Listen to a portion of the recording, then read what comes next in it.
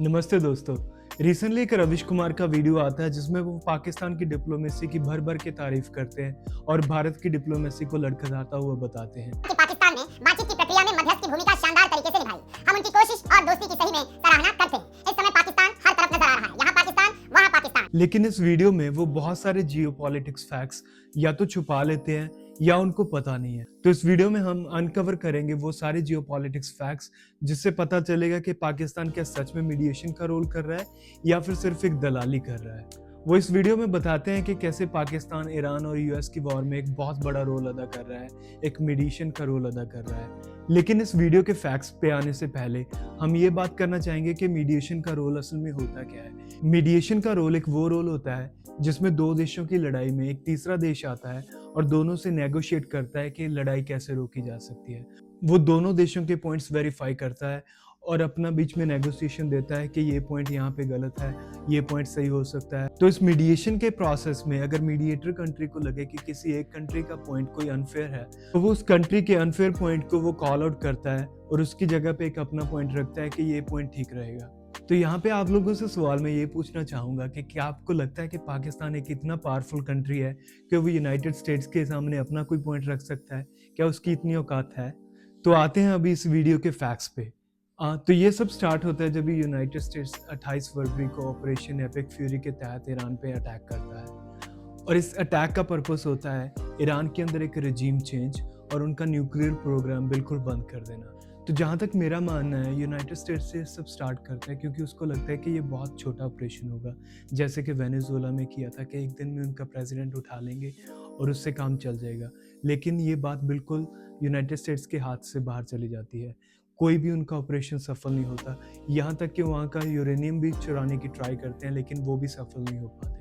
तो इस बार बार मिल रही असफलता के चलते यूनाइटेड स्टेट्स का राष्ट्रपति इतना परेशान हो जाता है कि एक स्टेटमेंट जारी करते हैं जिसमें लिखते हैं कि पूरी सिविलाइजेशन का अंत आज रात को होगा। अब ये बहुत बड़ी स्टेटमेंट थी जिससे कि पूरी दुनिया में तहलका मच जाता है। तो जहाँ तक मेरा मानना है ये कोई सीरियस स्टेटमेंट नहीं थी बल्कि एक प्रेशर टैक्टिक था जिससे कि ईरान पे प्रेशर बिल्ड किया जा सके ताकि वो या तो सरेंडर कर दे या वो अपना न्यूक्लियर प्रोग्राम बंद कर दे।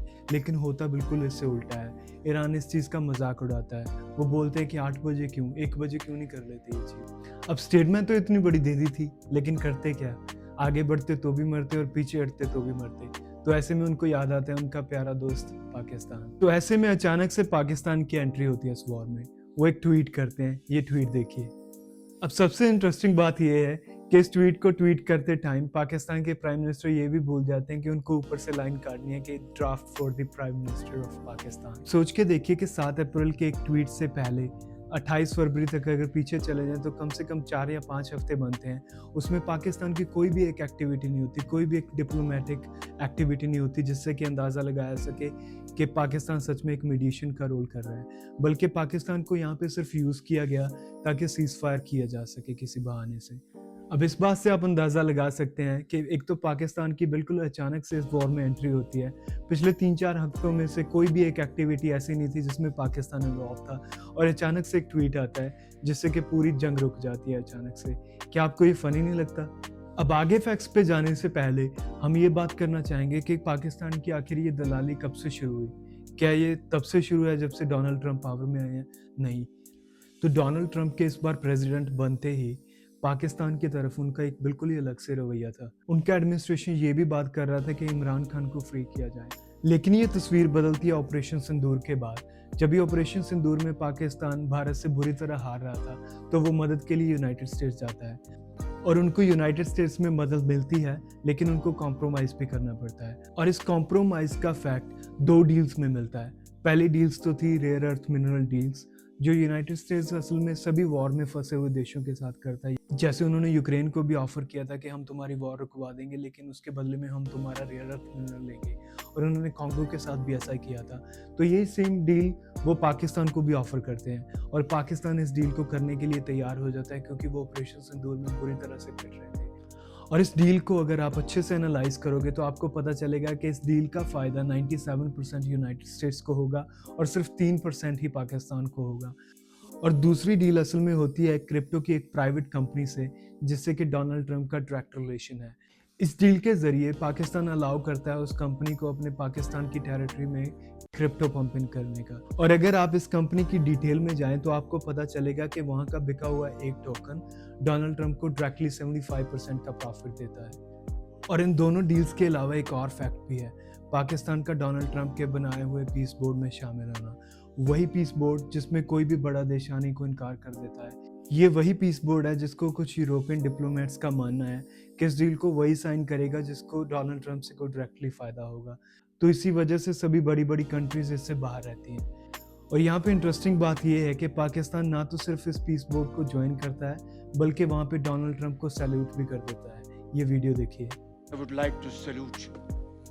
तो ये तो बातें हैं सभी फैक्ट्स की कि पाकिस्तान एक मीडिएशन का रोल नहीं कर रहा है बल्कि दलाली कर रहा है। तो बात अगर करें ईरान की तो नेगोशिएट उनको भी करना है, लेकिन उनको वहाँ पे करना है जहाँ पे नॉन वेस्टर्न सेटअप को प्लस कुछ इस्लामिक कंट्री हो ताकि उनको भी बैकलैश ना मिले। तो इसी वजह से उनको भी लगा कि पाकिस्तान एक बहुत सही कंट्री है जहाँ पे नेगोशिएशन किया जा सकता है। इसी वजह से वो यहाँ पे है। और मैं आपको रिसेंटली कुछ कमेंट्स दिखाना चाहूँगा। अभी रिसेंटली एक कमेंट आया है पाकिस्तान के प्राइम मिनिस्टर का कि हमने सीज फायर एक्सटेंशन ले लिया है। लेकिन अगर आप देखें कि इसमें टैग किए हुए लोगों को जो ईरान के लोग हैं उन्होंने इसका थैंक यू भी नहीं किया है, जिससे पता चलता है कि वो सीज फायर चाह ही नहीं रहे थे। लेकिन ये सीज फायर सिर्फ पाकिस्तान और यूनाइटेड स्टेट्स खुद में तय कर लेता है और खुद में अप्लाई कर लेता है, खुद में एक्सटेंड कर लेता है।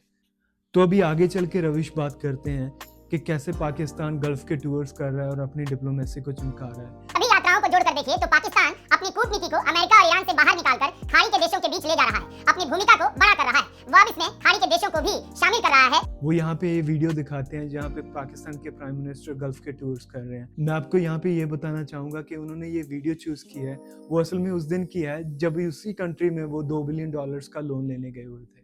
ये कोई डिप्लोमेसी की बात नहीं थी बल्कि वो सिर्फ लोन्स के लिए वहां पे जा रहे थे। और इससे पहले हम वीडियो में आगे बढ़े, मैं आपको एक बहुत इंटरेस्टिंग ट्वीट दिखाना चाहता हूँ। ये पाकिस्तान के प्राइम मिनिस्टर ट्वीट करते हैं, लेकिन देखिए इसमें यूनाइटेड स्टेट्स का नाम तक भी मेंशन नहीं करते। वो सिर्फ लिखते हैं कि सीज फायर वायलेशन हुआ है। तो आखिर नाम क्यों नहीं लिया?